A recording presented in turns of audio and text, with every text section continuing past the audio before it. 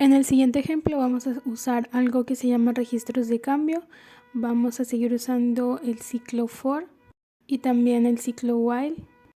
Y vamos a ver cómo agregar registros de cambio.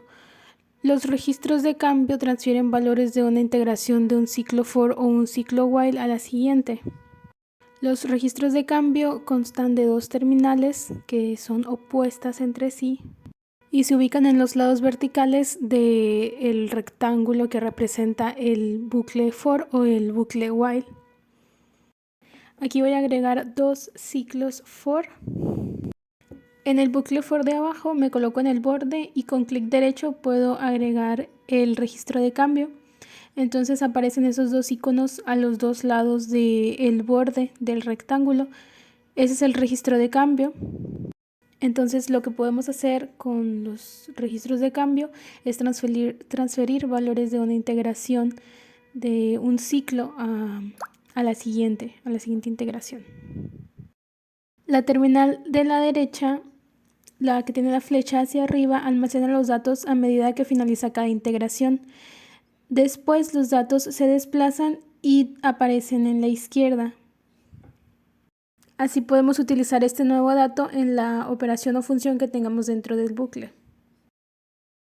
Vamos a hacer el mismo ciclo, solo que uno con registro de cambio y el otro no. Voy a agregar una función suma. La salida que indica el número de integraciones la voy a colocar en una de las entradas de la suma y en la otra entrada voy a crear una constante. Pero esa constante la voy a sacar y va a estar por fuera del ciclo. Ahora voy a agregar una constante en la n, le voy a poner 5 y en la salida de la suma voy a crear un indicador.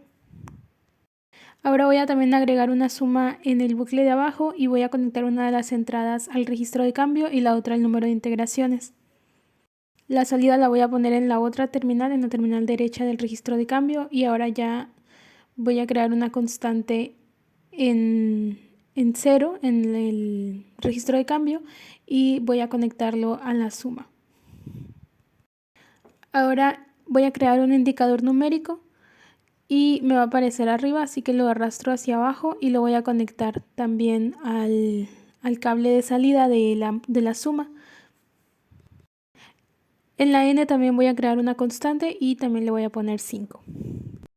En el highlight activado voy a correr el programa para poder ver el flujo de datos. Podemos ver que el resultado del bucle de arriba es 4 y el resultado del bucle de abajo, que tiene el registro de cambio, es 10.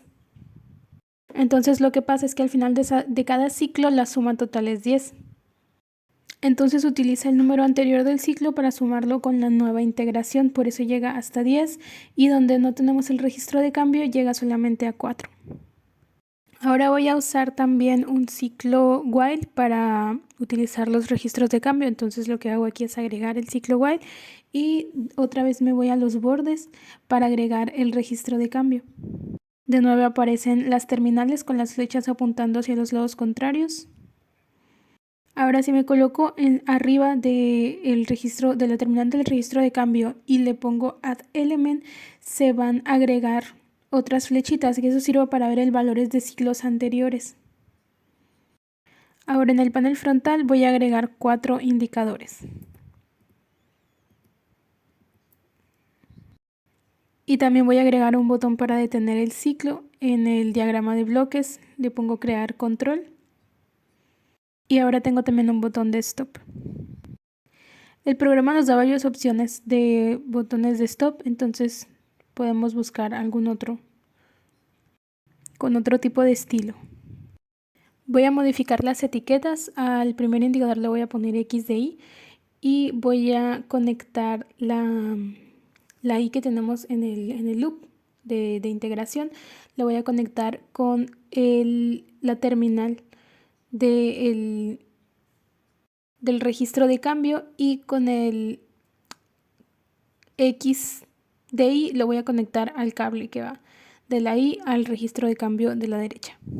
Al siguiente indicador le voy a llamar X de Y-1 y a los siguientes XY-2 y XY-3.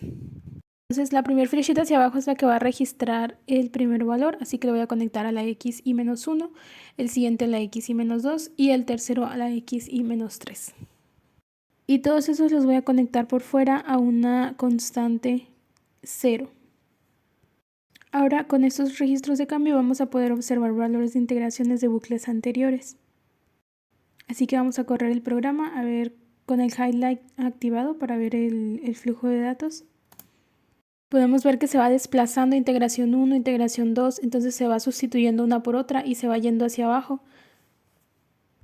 Y los indicadores que tenemos ahí son los datos de los bucles anteriores. Ahora podemos detener con el botón de stop.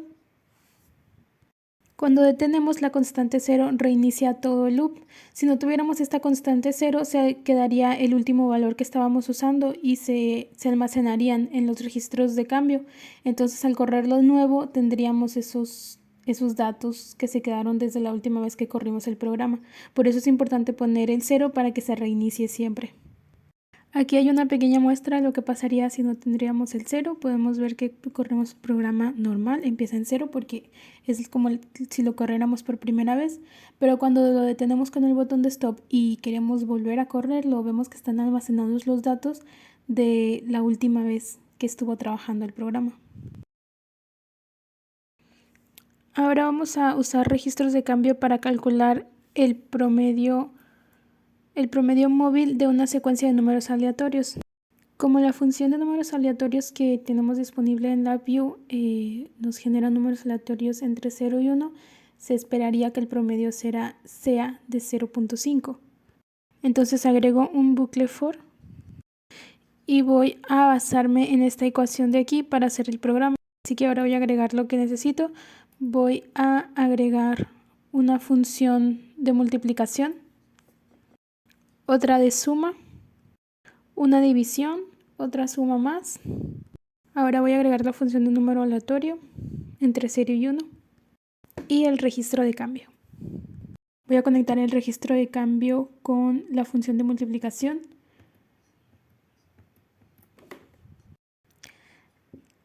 La salida la voy a sumar con una constante igual a 1, la salida de integración. Y así en el último paso la voy a dividir en la factorización. Y también voy a crear un indicador para observar lo que está pasando en esa parte del programa. Ahora sí lo voy a conectar con la división. Así tendríamos la multiplicación de la integración anterior por la actual más el número aleatorio. Y lo vamos a dividir entre i más 1.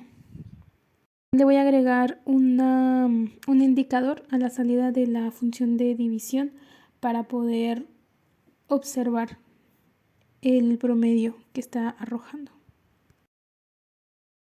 Ahora voy a agregar un control de entrada para asignar el valor de m en el ciclo for. Y pues claramente eso lo voy a conectar a la n de la parte de arriba del ciclo. Ahora voy a usar las etiquetas para ponerle nombre a los elementos que estoy usando. Nosotros sabemos que el promedio debe ser aproximadamente igual a 0.5. Entonces ya estaría listo el programa. Voy a modificar la n. Tenemos como una barrita, entonces subiendo o bajando la barrita puedo elegir el número de n que quiero. Podemos irnos a las propiedades de ese tipo de botón y poder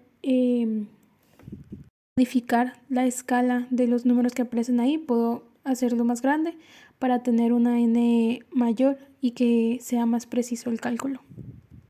Ahora voy a correr el programa y podemos ver que sí se acerca a 0.5 mientras la n es más grande.